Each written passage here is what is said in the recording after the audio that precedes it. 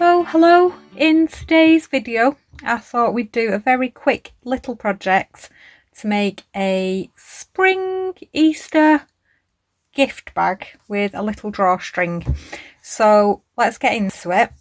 So for my bag, I mean, you can change the size of this and make it whatever size you like, but I have done I have cut out 4 pieces of fabric. So I've done 2 in my outer and 2 in my lining that measure 8 inches down and 7 inches across. And then what I've done is I've marked out the corners at the bottom. So if you've got a fabric with a direction, obviously make sure it's in the right direction when you do this bit. And I've just cut out, well, I will be cutting out the corners here, which I've measured out 1 inch square, and that's going to allow us later on to box the seams and just make it a little bit, have a bit of depth so you can get more into the bag. So I've done the others. I'm just going to make sure that top one that I was demonstrating that on is done now. And for this little bag, I am going to do on mine a little bunny rabbit, because I thought that was perfect for spring and Easter if you want it to be for Easter. So what I've done here is, just to explain, I have traced my pattern for the little bunny through some Bonder web, and I've then ironed that to my chosen fabric, which is this one. So that just needs cutting out, which I'll do in a minute. And I've also just traced out a tail and done exactly the same thing. So I'll cut those out now. So I've cut those out now, and I've taken the paper backing off now so that the glue from the Bonder web is now exposed. And what I'm going to do is I'm going to take one of my outer fabric pieces, which I'm going to go with this one. And I will just say at this point, I have put a little bit of interfacing onto the back of the piece I'm going to be putting my applique onto, because I am going to use free motion to attach the little bunny for mine. I mean, you can do whatever kind of stitching you like. You can just do a straight stitch around it, which would make it simpler if you're a beginner. And yeah, as I say, I've just attached a little bit of interfacing. I've gone for a really soft interfacing. This one I've used is a H180, which is one that you'd probably use in like clothing to reinforce something slightly, but not make it stiff. So it's not papery at all. It actually mimics the fabric, so it won't make it feel funny. So I've already attached that onto the back of there, and then what I'm going to do is I'm going to attach the bunny onto the front of here, ready for free motion in it. So I want the bunny to sit centrally in the bag, so the easiest way I find of doing this is just to gently fold your front piece in half and then just gently finger crease in the middle. So you've got a little marker there, and then just position your bunny in the middle there until you're happy with it. So, or you can do it by eye if you prefer. I just find that helps a little bit. Just make sure it's nice and central. I'll just move him down a tiny bit. And I will also put his little bobtail on there as well. And then I'll take it to the iron, and I'll just glide over that with the iron just to hold it in place, ready for stitching. So I've set my machine up to free motion around the little bunny now, which I'm going to do in a second. I just thought I'd say, if you do want to make a bunny like this one, I will put information in the description below of where you can find this little bunny to use as your template. So I'll sew around him now.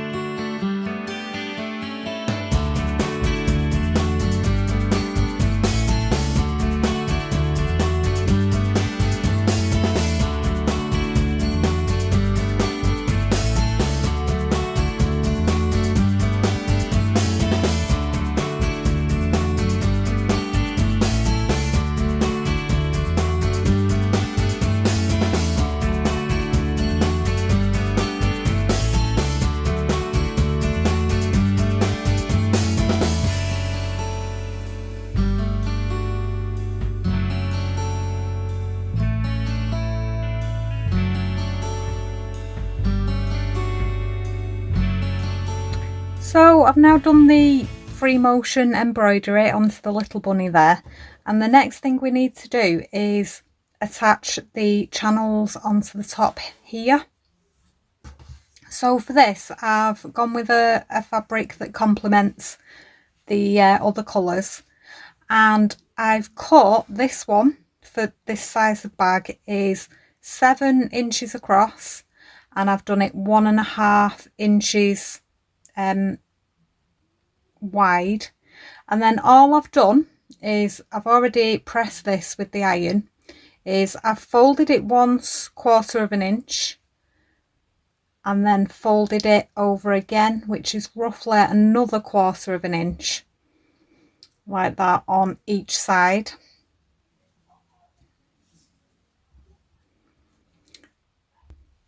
So I'm just going to take this to the machine now and stitch along the sides here, just hold them in place. And obviously we've got a channel for the front and the back of the bag, so I've done 2 exactly the same, and I'm just going to stitch each of those, as I say, to hold those in place.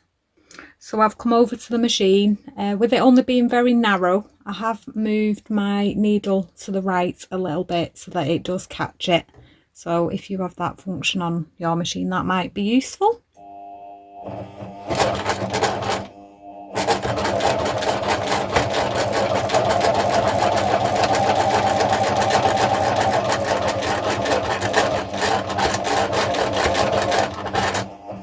And then I won't video doing that 4 times, but if you do that on each end of the 2 channels, and then we'll continue with the next bit.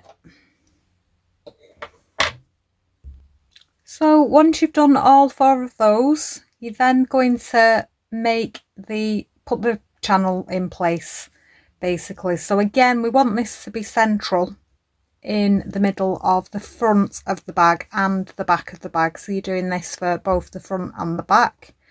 So again, a little thing I do just to make sure it's central is I just finger crease in the middle of the front of the bag. So we've got a little mark there, and then the same again with the channel. We'll get the centre point on that. This can all be pressed afterward so that you've not got any creases in it, because if you're like me, I like everything to be lovely and crease free. But for this it's perfect, just to make sure everything's central. And then I'm just going to clip that in place. So you've folded over your channel, so it's doubled up there, and we just clip it. I think 3 little clips will be enough.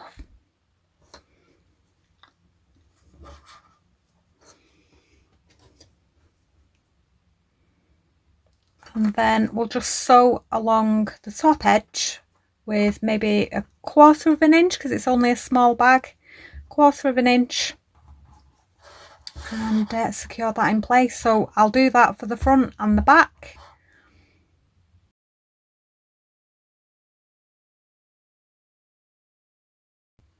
So once you've done that, you should have then your 2 front pieces and your 2 channels attached. And if you lift them up, they should look like that underneath, and have the enclosure at the end, and that's where your ribbon's going to go. So the next thing we need to do is add the lining for the bag. So I'm now going to put one of the lining pieces with the top lining up with the top of the outer of the bag.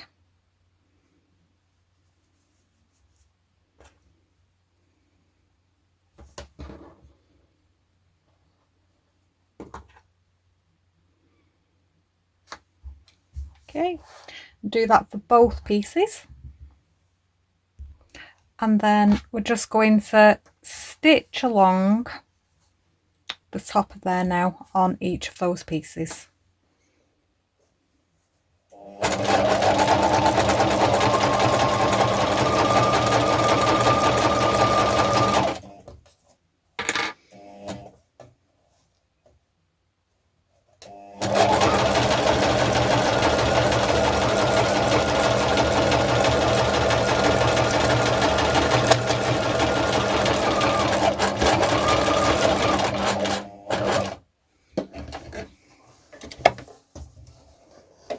I'll do that now with the second piece. And once you've done that, you should, when you open it up, it should look like that. So you've got your channel traps in between your outer and your lining, like so, on each of those pieces. So we've got the bunny rabbit on what will be the front. And then what we need to do is attach both of these pieces together. So making sure that your front is lining up with the outer for the front is lining up with the outer for the back, and vice versa for the lining as well. So just clip around the whole thing on the lining section at the bottom, or you can do it in the side if you prefer. It's completely up to you. I quite like doing them in the side. It's disguised better sometimes on the side, but as long as you leave a turning gap of probably about 4 or 5 inches, probably 4 I would say, just so that you're able to turn your bag through once we've done with the next step. And I'll just say, as I'm clipping this, just another little thing to note really is to ensure that you line up your side seams perfectly so that there's a really nice finish, and you can gently open your seams there as well to reduce bulk when you're clipping. So I've gone all the way round now, making sure I have left out obviously the corners, and I've also left a small turning gap so we can turn the bag the right way. And then all we're going to do is box off each of the 4 corners now.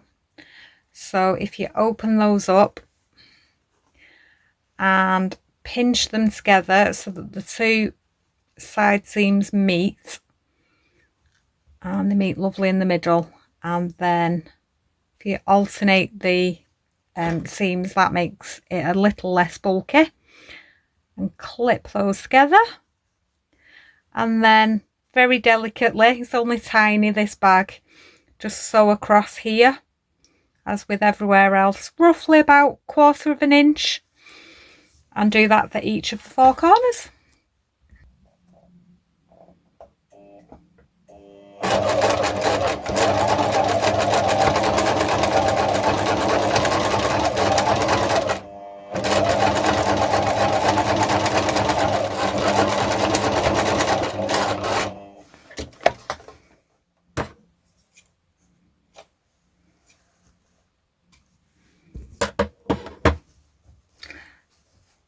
Like so, and I'll do that with the other 3. And then when you've boxed all 4 corners, they should look something like that at each end. And then it's time to use your turning gap and turn your bag inside out. Well, the right way out. It's where the magic happens. And you can see your bag really come to life.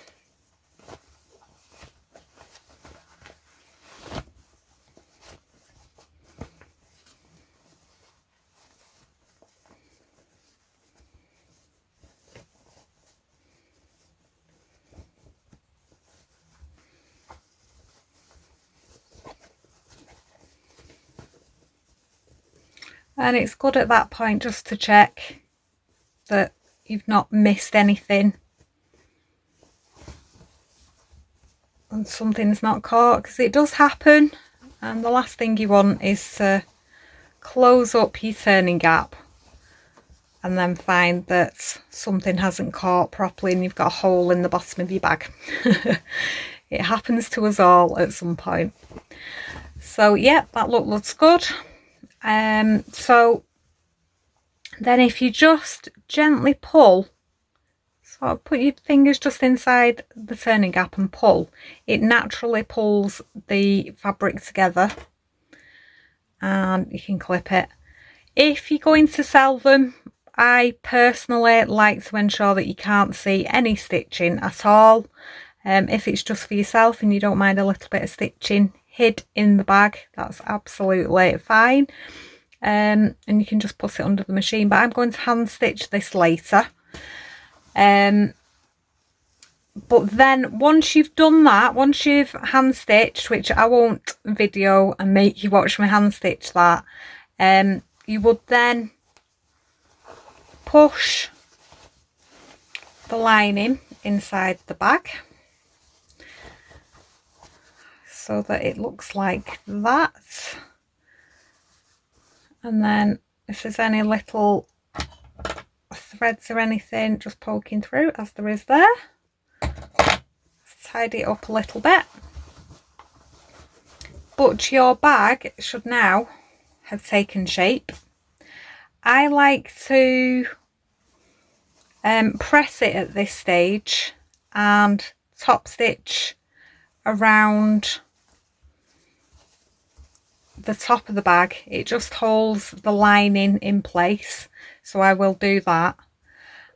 So I've given it a quick press around the top now, and I'm just going to lengthen my stitch to about a 3 and carefully top stitch around the top of the bag.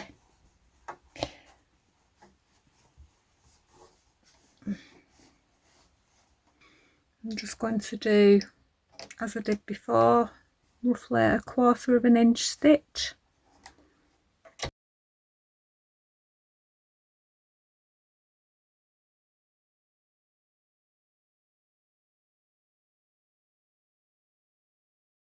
So the last thing to do is feed the drawstrings through the channel here.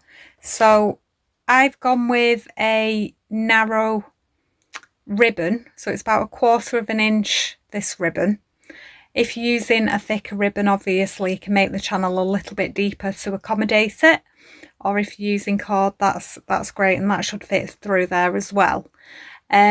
I'm just using a small pin, a safety pin, to feed that through the channel now. So I'll do that and we're almost there. So we're inserting the ribbon, if we start with this one on the right hand side at the front and feed it all the way through and through the ones at the channel at the back as well, so that it appears back here once we've fed it all through. And then once you've got the ribbon back to the beginning, you then need to thread your other piece into this side, go into the right and through the channel at the back, so it reappears here again, so it's alternating to the other one, so it can create the drawstring. And then when you've fed them both through and you've got both the ends to the opposite ends, I've clipped them just so you can see what I've done. You can then tie the ends off so they don't come apart, I think I said earlier in this little video that I cut 16 inches. If I'm honest, I would probably say cut 18 inches of ribbon, just for a little bit more play when you're working those through the channels. And then obviously if there's a little bit too much after that, you can always trim the ends a little bit, but these are just a little bit, they're literally just long enough, so I would probably, as I say, advise to do 18 inches if I did say earlier on 16, because it's literally just enough. And then you've tied off the ends, you can trim those and make those nice and neat, like so. Just cut them on a slant, and that helps with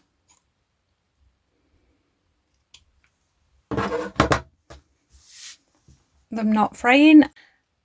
And then you've got your lovely little bunny bag, and if you pull your drawstrings you can close it up. I think that's a really sweet little project for the springtime, or Easter if you want it to be for Easter.